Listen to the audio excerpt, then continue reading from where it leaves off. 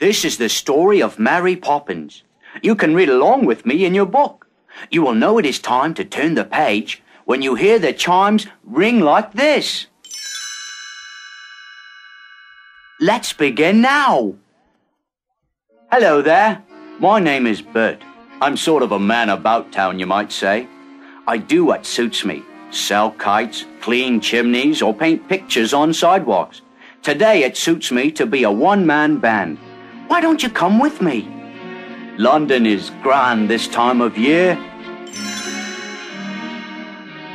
Well now, here we are at Cherry Tree Lane, and over there is number 17, where the Banks family lives. Not too long ago, something very unusual and very wonderful happened at the Banks home. Let me tell you the story. Mr. Banks, you see, worked all day in a bank, and Mrs. Banks was always busy with club meetings and such.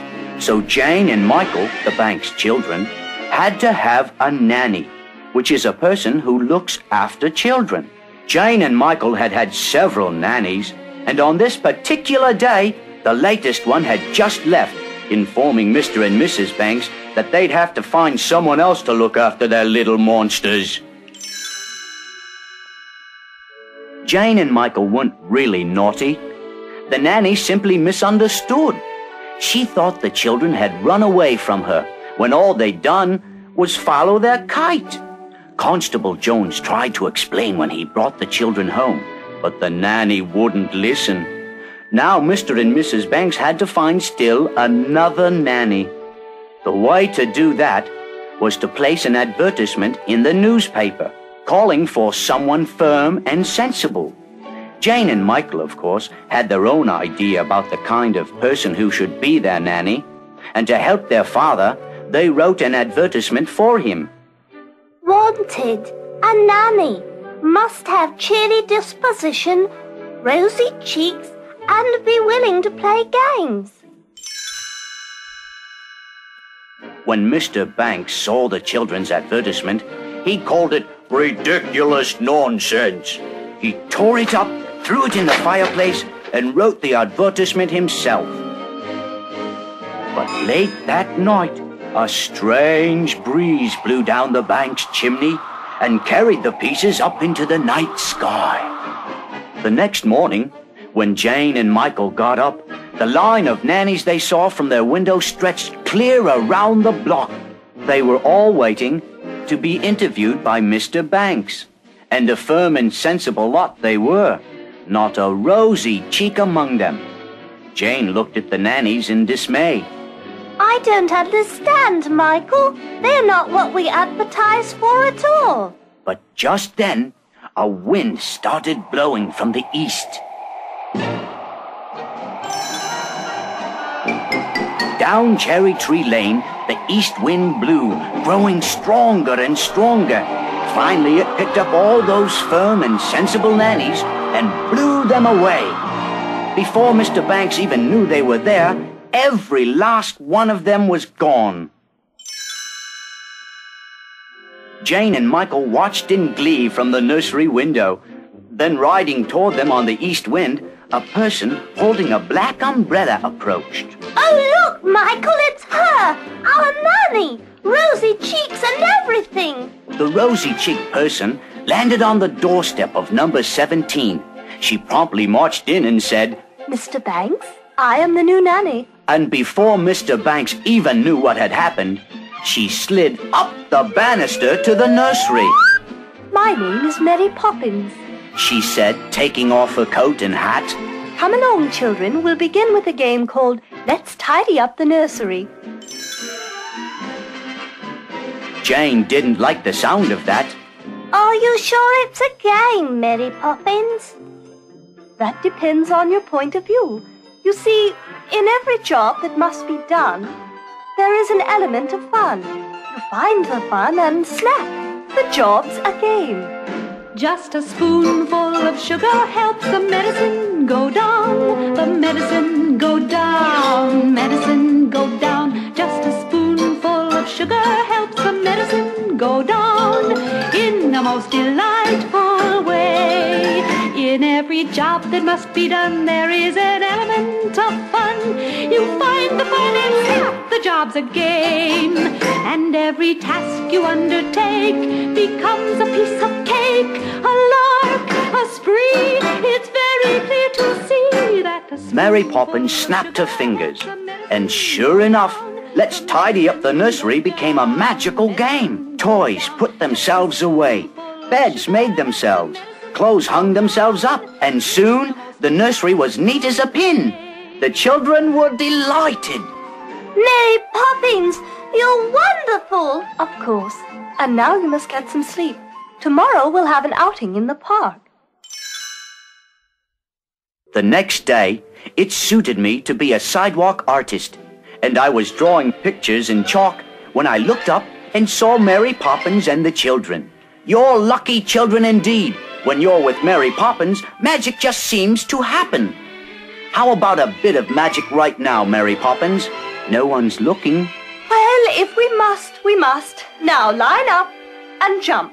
Suddenly, we found ourselves inside one of my sidewalk pictures at a county fair. All four of us took a ride on a carousel.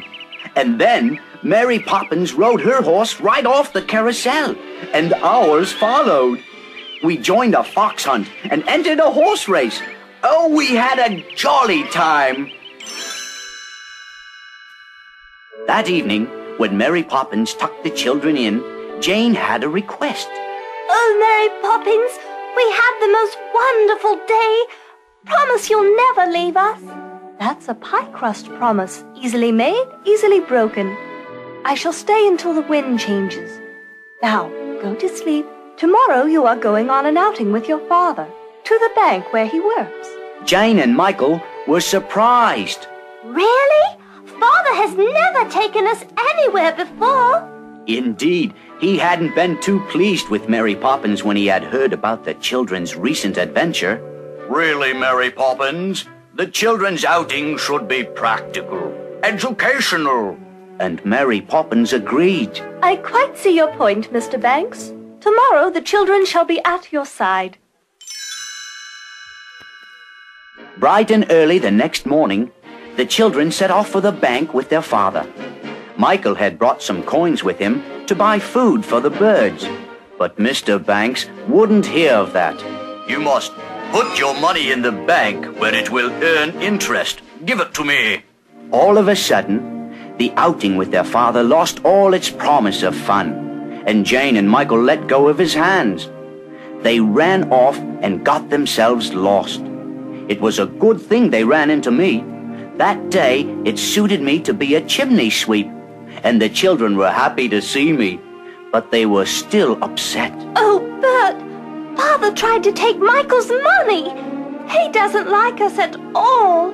I put a stop to that kind of talk. Your father loves you very much. It's him I feel sorry for. There he is all day in that cold, heartless bank, and nothing to keep him company but money. That made them think twice. Jane and Michael decided to apologize. Come along, then, I said. It's my day to clean your chimney. I'll take you home. But before I could even get started on their chimney, Mary Poppins had a surprise for us. In a twinkling, she whisked us all up the chimney and out onto the rooftop. We gazed out over the rooftops of London. What a beautiful sight, said I. And who gets to see it from up here but the birds, the stars, and the chimney sweeps? We danced and sang and had a regular party. When you're with Mary Poppins, the most magical things seem to happen. Jane and Michael felt much better after their party on the rooftop, and they went straight to their father. Michael offered him his coins to put in the bank. Mr. Banks smiled. Keep your money, Michael. I was only doing what I thought best for you. But now I see that money isn't that important. It's having fun that counts at your age. And from now on, I'm going to spend a lot more time with you both. And Mr. Banks gave the children a hug and went off to make them a kite. Then the whole Banks family went to the park together. For the first time in ever so long, they flew their kite and had a grand time. The wind had changed, and everyone wanted to fly a kite. I was the only one who noticed Mary Poppins sailing away on the west wind. "Goodbye, Mary Poppins," I waved. "Don't stay away too long."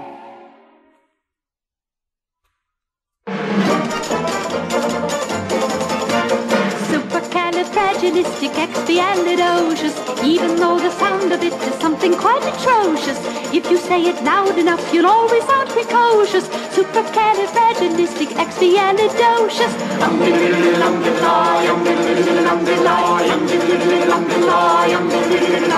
Because I was afraid to speak when I was just a lad. Me father gave me nose a tweak and told me I was bad. But then one day I learned a word that saved me aching nose. The biggest word you ever heard, and this is how it goes. Oh, supercalifragilisticexpialidocious. Even though the sound of it is something quite atrocious, if you say it loud enough, you'll always sound precocious. Supercalifragilisticexpialidocious. Underlie, underlie, underlie, underlie, underlie. He traveled all around the world, and everywhere he went, he'd use this word and all would say, "There goes a clever gent." When dukes and maharajas pass the time of day with me, I say me special word and then they ask me out to tea. Supercalifragilisticexpialidocious. Even though the sound of it is something quite atrocious, if you say it loud enough, you'll always sound precocious. Supercalifragilisticexpialidocious.